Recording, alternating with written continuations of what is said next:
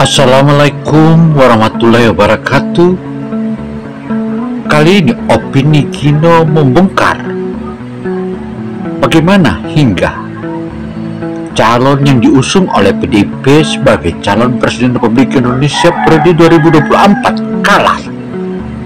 Kekalahannya itu dapat kita ungkap satu persatu dalam pembahasan ini. Ungkap misteri kekalahan besar calon presiden dari Partai Moncong Putih ini bukanlah perkara mudah, tetapi ikutilah dengan seksama.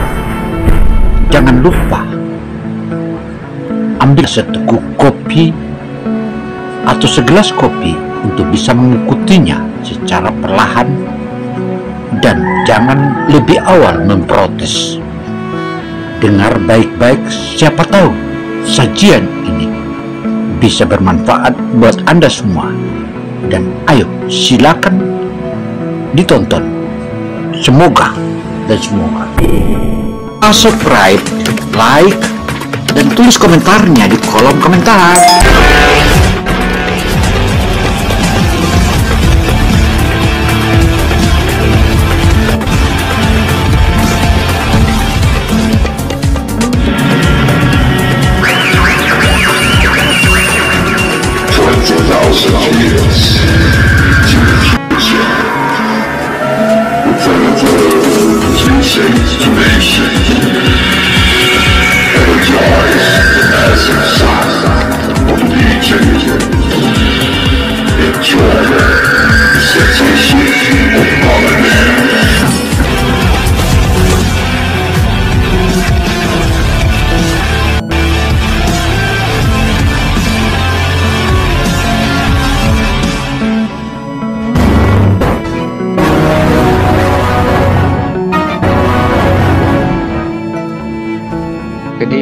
Kekalahan PDI Perjuangan tidak perlu dicarikan lagi kenapa harus kalah.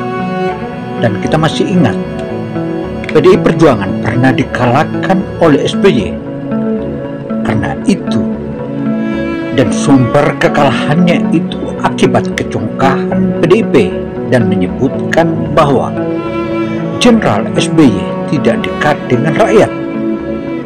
Akibat itulah sehingga SBY mundur dari kabinet Megawati kala itu. Selain itu pula, Ganjar Pranowo dengan memusuhi program-program yang telah dijalankan oleh pemerintahan Jokowi itu sama dengan bunuh diri, karena semua program yang direncanakan oleh Jokowi atau Presiden Joko Widodo itu melalui restu PDIP. Selain itu, saudara, petinggi PDIP tidak ada segan-segannya merusak atau mempermalukan kadernya sendiri di depan publik. Dan itu mungkin jika saja kita sebagai seorang kader, tentu saja karena kita manusia pasti juga akan marah akibat dari terus dihinanya Jokowi di depan publik. Maka lambat laun dia mulai lakukan perlawanan, termasuk menghalangi program pemerintah sebagaimana pertandingan sepak bola U20 yang digagalkan oleh PDIP juga, baik Semarang atau Gubernur Ganjar dan juga Bali. Ternyata Jokowi baik, kepuasannya masih tinggi. Tapi yang dikritisi adalah merecoki sikap ambigu dari PDI Perjuangan. Dia yang memerintah, dia mengajukan Pak Jokowi, tapi dia menyerang pemerintah. Dia yang menetapkan misalnya bansos di parlemen karena suaranya tertinggi. Dia yang punya perolehan suara tertinggi, dia minta dibatalkan atau minta ditunda. Dia pula yang membuat undang-undang pemilu yang disepakati bersama antara Presiden dengan DPR RI, walaupun memang dalam prosesnya kalau Presiden menarik ya sudah tidak bisa. Namun dia pula yang malah menyalahkan ketika seseorang bekerja untuk masyarakat, ia masih tidak mengundurkan diri, masih bekerja, hanya mengambil cuti, lalu buru mundur. Dan ini adalah suatu fenomena-fenomena yang masyarakat menilai, kenapa ini dengan PDI Perjuangan? Kenapa PDI Perjuangan ini kok kayak nggak ngerti? Makanya dikatakan oleh Bambang Pacul, orang baik itu jangan disalahkan. Dan perlu pahami, masyarakat kita itu tidak suka orang arogan. Masyarakat kita itu tidak suka orang yang sombong. Itu terbukti Pak Prabowo itu 2 kali, bahkan 3 kali dia kalah. Tapi lihat saat ini, ketika dia merubah sikapnya, dia merubah perilakunya, dia terpilih. Apa yang dikatakan oleh Ganjar saat di terakhir debat, itulah yang merusaknya. Ia malah bilang bahwa muka diktator, ia mengatakan orang yang otoriter, ia juga mengatakan bahwa dalam tanda kutip ataupun hal yang nyata tanpa tanda kutip sebagai, mohon maaf, kasus Trisakti, kasus 98. Dan inilah yang menggugah masyarakat, malah balik menghukum PDI Perjuangan karena mereka tidak tahu bahwa kekalahan telak Ganjar, dia begitu menghina atau mendiskreditkan Jokowi. Padahal dari segala lembaga survei menyebutkan bahwa yang cinta Jokowi di Indonesia ini kurang lebih 80%. Karena itu, jika saja Jokowi bisa dipilih hingga sampai 8 kali, tentu saja dia akan menangkan pertaruhan. Artinya, di kandang manapun, jika Jokowi berkiprah, dipastikan akan dicintai oleh rakyat dan dimenangkannya.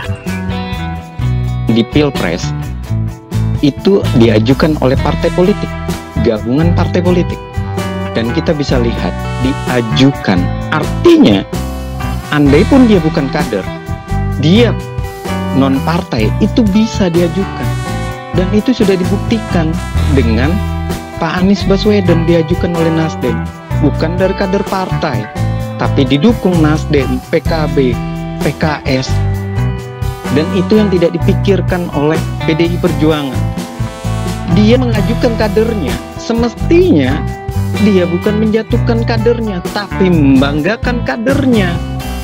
Dia yang memupuk kadernya, dia yang mengangkat kadernya, tapi bukan menjatuhkan kadernya di depan umum. Kacau dia. Kalau dijatuhkan kadernya seperti itu, siapapun kadernya, ya pasti sakit hati.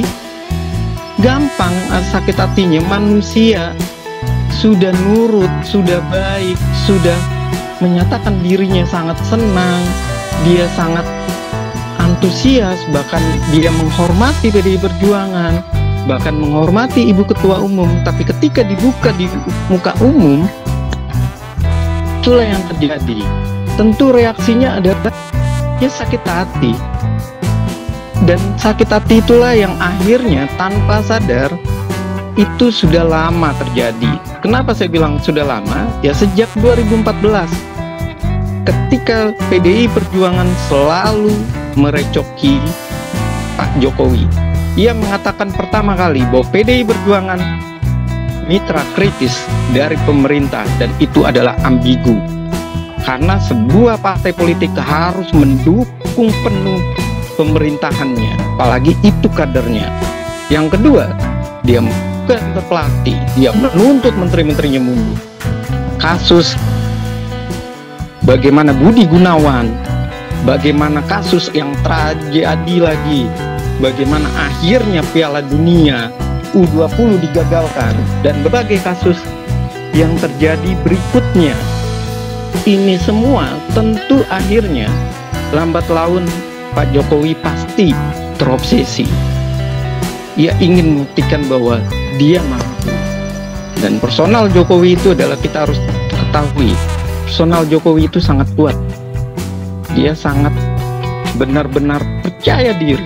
Walaupun mukanya bisa kita katakan ya kalau bahasa kasarnya atau sarkasnya cupu deso, tapi dia itu orang yang kuat dalam hal dirinya, kepercayaan dirinya, dan bagaimana dia peduli kepada masyarakat.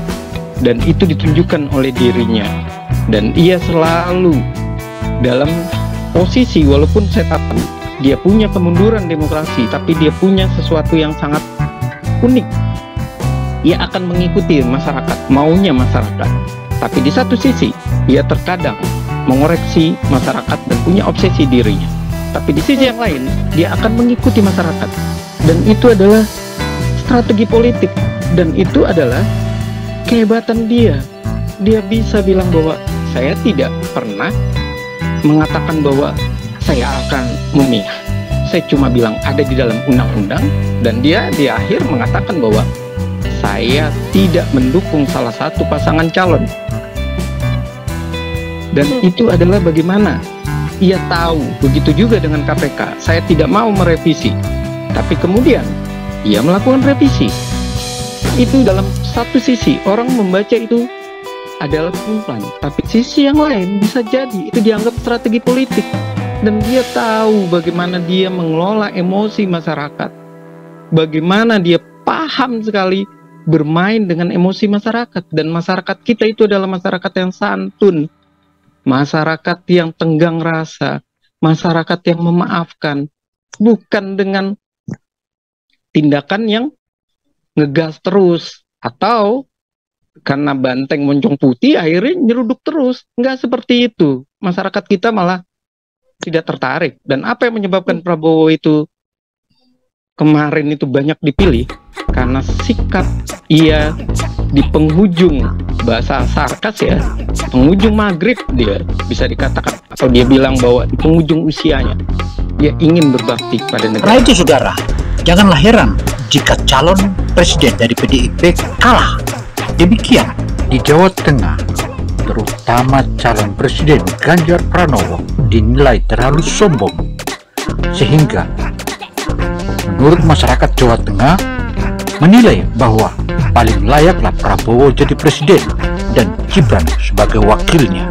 Itu dikarenakan terlalu congkak dan sombong. Di Jawa Tengah, jika kita mengikuti sampai ke TPS, pasti mengatakan bahwa PDIP memang juara untuk calegnya, tetapi untuk calon presiden pasti menyebutkan sepi ya.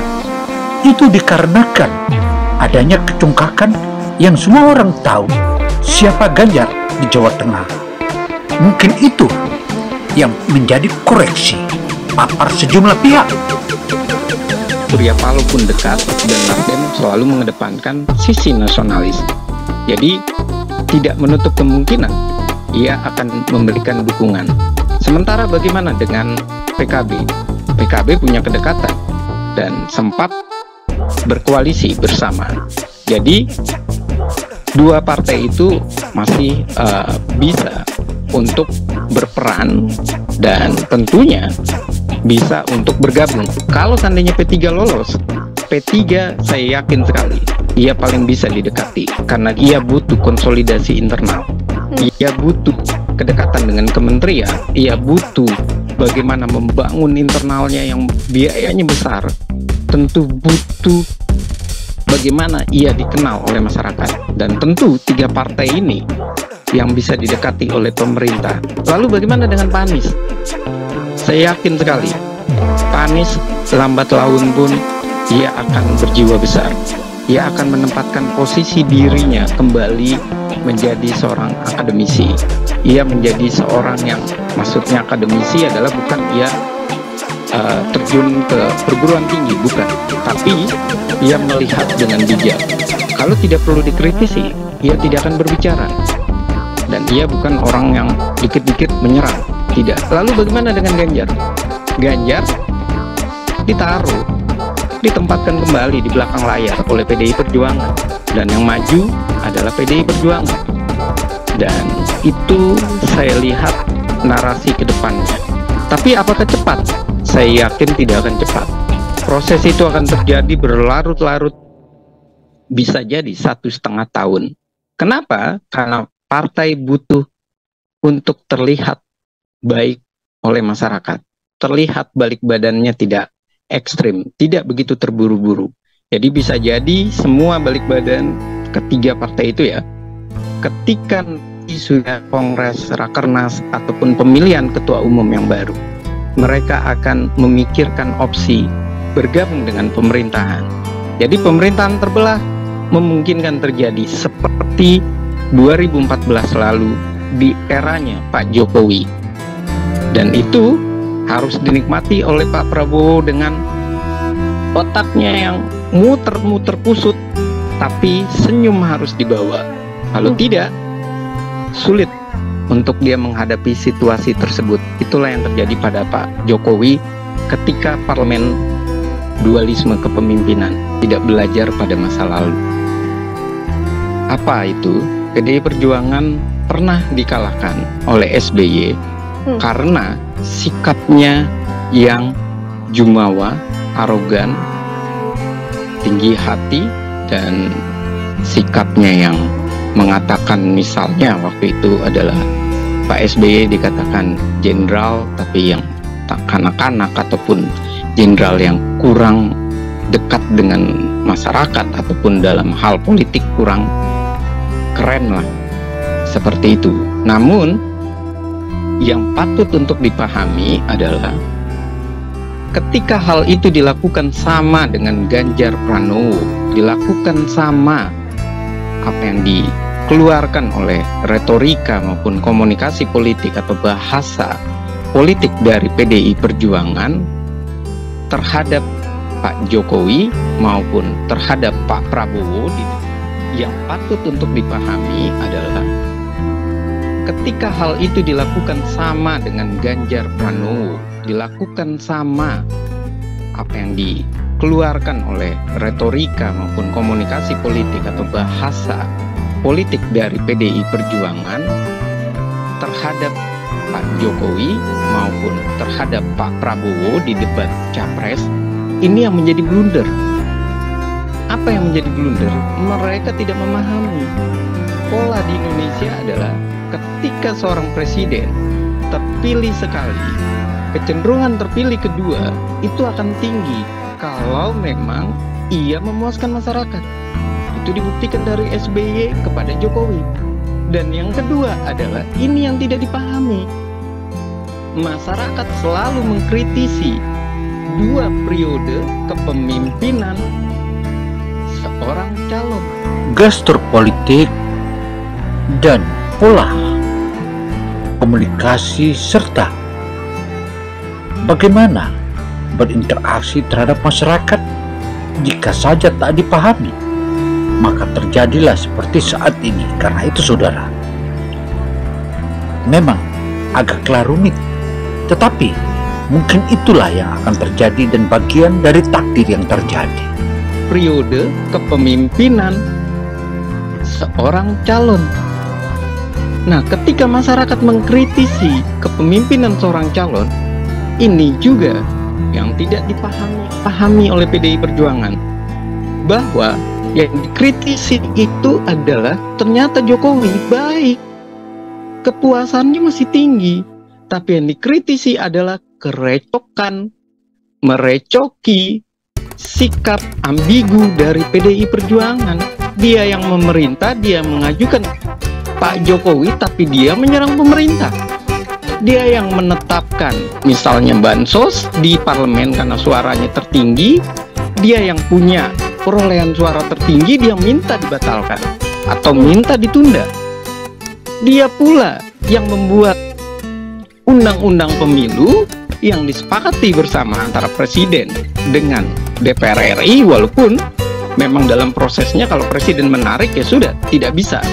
Namun dia pula yang malah menyalahkan ketika seseorang bekerja untuk masyarakat, ia masih tidak mengundurkan diri, masih bekerja, hanya mengambil cuti, lalu buru mundur.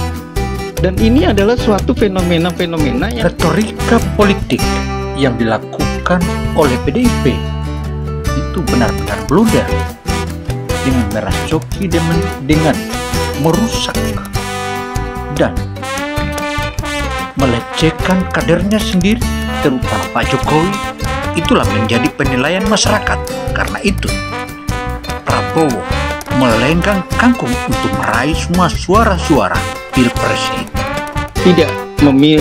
Tidak mengundurkan diri, masih bekerja, hanya mengambil cuti, lalu buru mundur.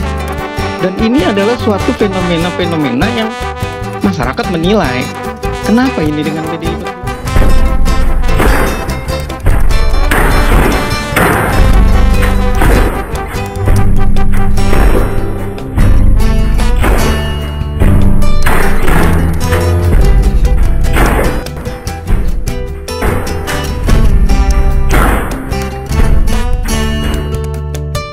Saudara, ketidaksadaran dan ketidakkontrolnya Partai PDI Perjuangan atau Moncong Putih itu tentu saja mengakibatkan terjadinya blunder. Sehingga jika kita menarik benang merah, bagaimana Jokowi bersikap untuk menghadapi itu, tentu ini tidaklah rumit. Like dan tulis komentarnya di kolom komentar.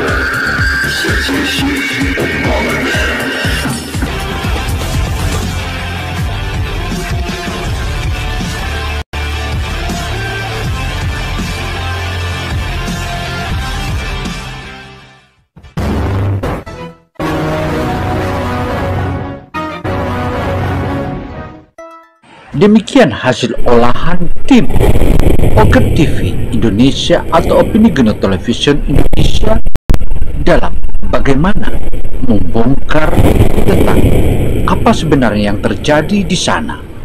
Sehingga hal inilah yang menjadi pelajaran untuk kita semua, terutama Partai Moncong Putih. Dan kenapa harus bertanya lagi mereka kenapa kalah, dan jagoannya di Lumbung Malang. Inilah yang patut kita ingat, dan semoga ini menjadi pengalaman berharga bagi kita semua. Saya Tino Samsudin Mirsab melaporkan. Wassalamualaikum warahmatullahi wabarakatuh. Semoga Allah memberikan rahmatnya kepada kita semua. Amin, amin, amin.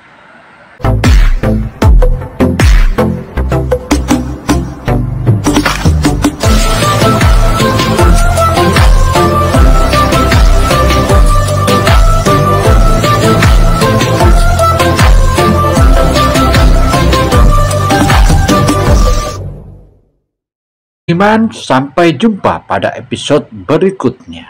Sampai jumpa dan sampai jumpa lagi.